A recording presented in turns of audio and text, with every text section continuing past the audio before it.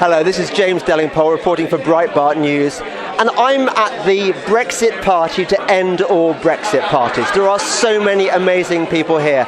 These are the people who, right from the start, were backing Brexit when it was a really unpopular position. We were a tiny minority. It's a case of we few, we happy few, we band of brothers. I'm going to talk to a few of them now. There's an amazing guest list here. Just wait till you see who's here. Julia Hartley-Brewer. Hello. How does it feel now we're finally leaving the EU? Genuinely, this is like Christmas and New Year wrapped into one, and my birthday wrapped into one. It's amazing. I am so excited about being a free sovereign nation state once again. It's an old-fashioned idea. It works for most of the world. I think we, as a proud nation state, should try it. Rod Liddle, Brexit hero. What does Brexit mean to you? It means I don't know what the fuck I'm going to write about for the next 3 years. This is the most disastrous night of our lives.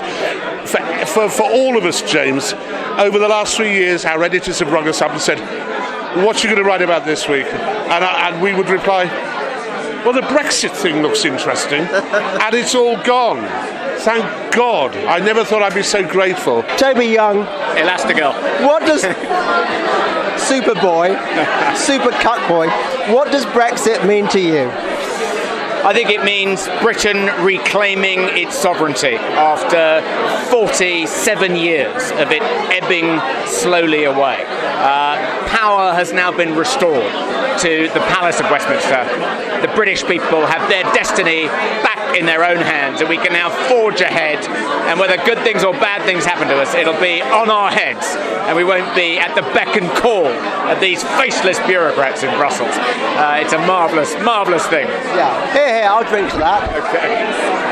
Okay. What it really means, people talk, especially the left, talks very pompously about the job of journalism, speaking truth to power. That's what we fucking did. We spoke truth to power, and people who haven't had their voices heard for generations. In my neck of the woods, up in Teesside, north of there, Wearside, Tyneside, the Midlands, these people have suddenly been heard, and it won't stop at Brexit. The revolution rolls on. Let it be a permanent revolution. I always believed in the British people. We always make the right decision in the end, and that we were going to deliver the vote for Brexit once again. And I've never been prouder to be British.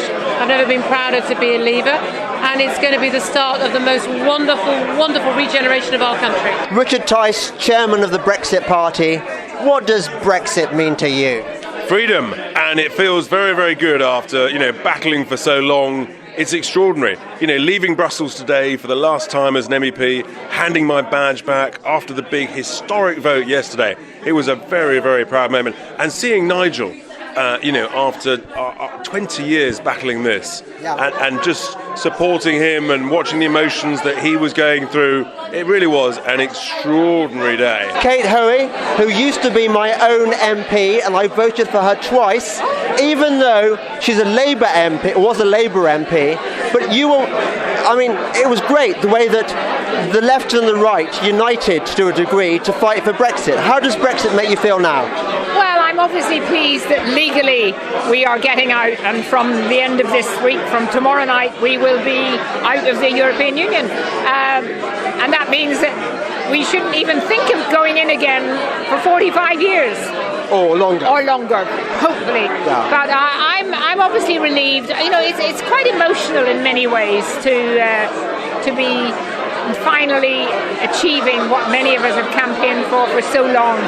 And thinking particularly of people all over the country tomorrow night, on Brexit night, who will be sitting in their homes realising that they made a difference, that they were the ones who kept faith when everyone else was trying to deride us, call us racist, call us fascist, call us stupid. Yes. We're not stupid. Tim Rice, what does Brexit mean to you? Well, now I think it means 3 years on, it means that the democratic vote has been accepted and carried through, which has almost become more important than the original reason for Brexit in the first place, which in my case was heart over head to a certain extent, but an instinct that we should not be ruled by a massive corrupt organisation over which we had very little control. Giles Moore, my former editor and biographer, splendid biographer of Margaret Thatcher, what does Brexit mean to you? Well, it's like a restoration. It's like the king coming home. And it's also like a new beginning. So it's old and it's new and it's great. Yeah, it is like the restoration, isn't it? Are we going to make merry? We're making very merry tonight. This is merry old England. And merry old Britain, let's say, as well. Lord Ridley, Matt Ridley, we're leaving the EU finally. How does it feel? Quite extraordinary. Who thought we were going to be here? 20 years ago, not a hope. 10 years ago, not a hope. 5 years ago, what are you talking about?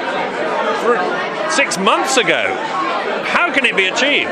It is being achieved. It's extraordinary. And I think it's a wonderful moment for Britain because we can become a free and independent country and cut our own path in the world and get out of an empire. Ruth Dudley Edwards, what does Brexit mean to you? Now, I should explain that I'm Irish, so I'm an outsider in this, and I was dithering about how to vote. But I concluded that the EU is actually rotten at the centre, and it's now past its usefulness.